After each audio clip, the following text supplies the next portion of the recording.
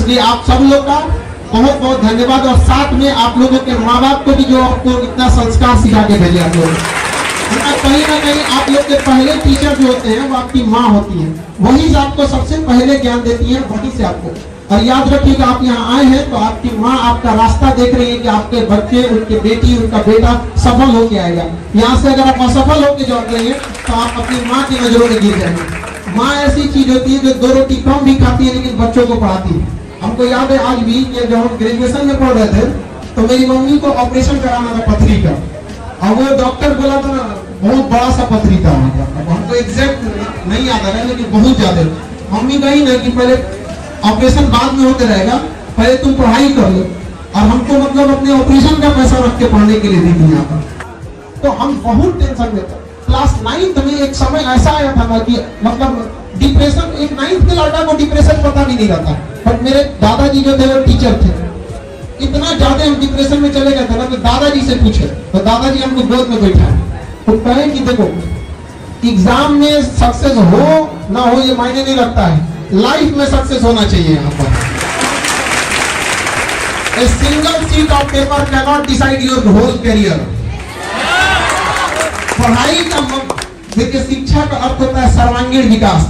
आप दिल से पढ़ाई करिए, हम वादा करते हैं आप छीन लीजिएगा जो आपका अधिकार बनता है।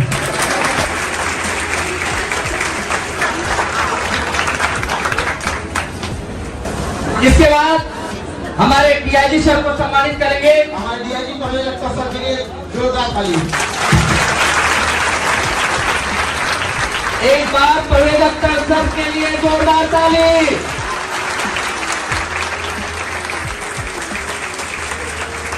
और हमारे दूरदर्शन के कवि जी जिनका आप नाम सुनते होंगे आपके सामने,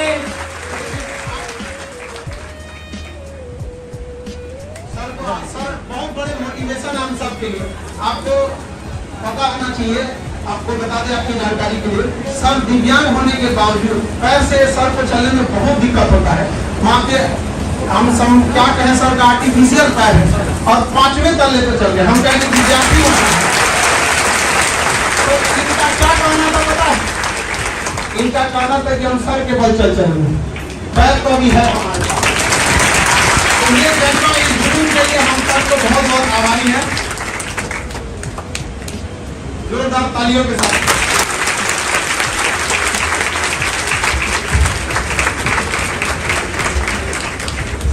अब हम राजकुमार सर का स्वागत करेंगे। डायरेक्टर सर है दूरदर्शन के। आज के समय में जो अपनी गरिमा बना के रखा है जो चैनल, उसका हम बहुत बहुत आभारी हैं कि इस दौर में भी इन्होंने अपनी गरिमा को बना के रखा है। वरना इस टीआरपी के दौर में लोग क्या कहना कर दिए जिसका कोई हद नहीं। आप पढ़े लिखे लोग हैं, टीवी तो देखते होंगे यहाँ पर। तो बहुत बहुत आपका धन्यवाद, आप यहाँ आए।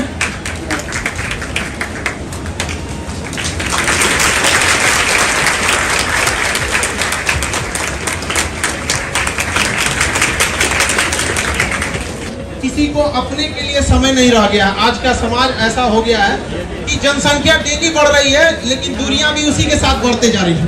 एक वक्त था जब कई पड़ोसी साथ रहते थे और आज एक ही घर में कई पड़ोसी हो गए हैं।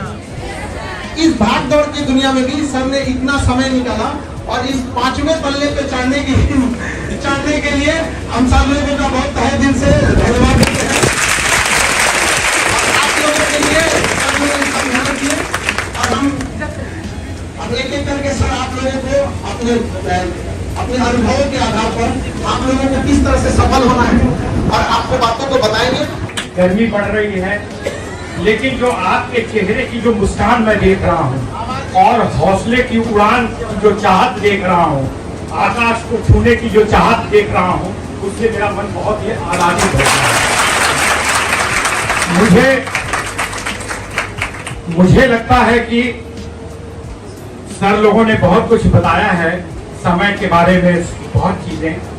कम समय में मैं आपको एक दो चीजें बताना चाहूंगा अपने बारे में भी कि कैसे एक संगीत का कलाकार जो पूरा वर्ल्ड घूमा कम उम्र में और लेनिनग्राड, ताशकंद, रीगा, तमाम जर्मनी, जापान और 50,000 लोगों के बीच में संगीत का परफॉर्मेंस देकर और ताली की गूंज इस कान में गूंजी, वो व्यक्ति अपने माता पिता, अपने गुरु का मान बढ़ाने के लिए अपने उस लिंग को बदल दिया।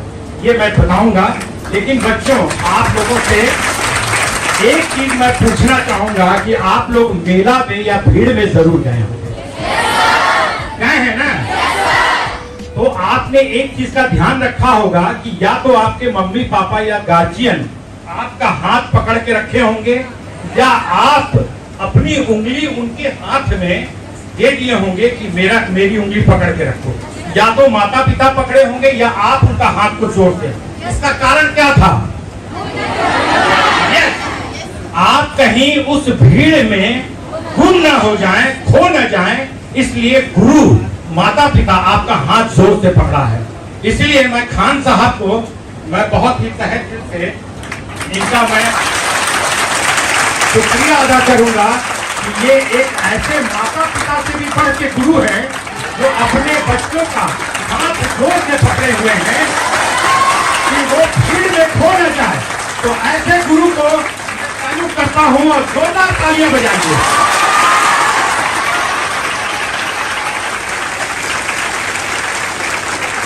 बच्चों, मैं आज एसपी साहब बैठे हैं, तमाम लोगों ने अपने अनुभव शेयर किए। मैं एक चीज ये कहता हूं कि जो बच्चा फेल हुआ वो समझ लीजिए कि उनके लिए एक इंडिकेशन है कि आप जहां के लिए आप फेल हुए हैं उससे कहीं आप आगे बढ़े। जीवन का जो असफलता है वही जीवन को सफल बनाने का जज्बा पैदा करता है। अगर आप असफल हुए तो आप अपने आप को खोजिए कि किस कारण से हम असफल हुए। क्या हमने अपने समय को सही ढंग से उसका सर्किल का निर्णय किया कि नहीं, पढ़ाई पर कंसंट्रेशन किया कि नहीं, सही चीजों को ध्यान से अपने गुरु की बातों को सुना कि नहीं। और जब उस चीज को आप खोज लेंगे तो मुझे लगता है कि अगर आप डीएसपी बनना चाहते हैं या एनडीए बनना चाहते हैं या कुछ भी, तो उससे भी आप आगे बढ़ेंगे। सही कहा कि आप अपने स्वास्थ्य का ध्यान रखें। बच्चे बेवजह बिना समय के खा लेते हैं, कभी भी सो जाते हैं, कभी भी उठ गए, बिना नहाए धोए कहीं भी जाके पढ़ने लगे, जब मन हुआ उठ गए। नहीं, समय रूटीन बनाइए। आप सुबेरे उठते हैं, सुबेरे से लेकर रात तक 24 घंटे का एक रूटीन बना हुआ होता है, और उस रूटीन को जो जीवन में फॉलो करेगा वो निश्चित ही बहुत आगे बढ़ेगा। इसमें कोई दो मत नहीं कि आईएएस, आईपीएस और यूपीएससी का ठप्पा हर व्यक्ति लगवाना चाहता है। इसमें कोई दो मत नहीं, मैं मानता हूं इसको, क्योंकि हर आदमी चाहता है उसके माता पिता किसी पद पर हो, वो चाहते हैं कि मेरा बच्चा यूपीएससी का अगर ठप्पा लग जाता, आईएएस आईपीएस बन जाता, तो मेरा जीवन 7 पीढ़ी तर जाता।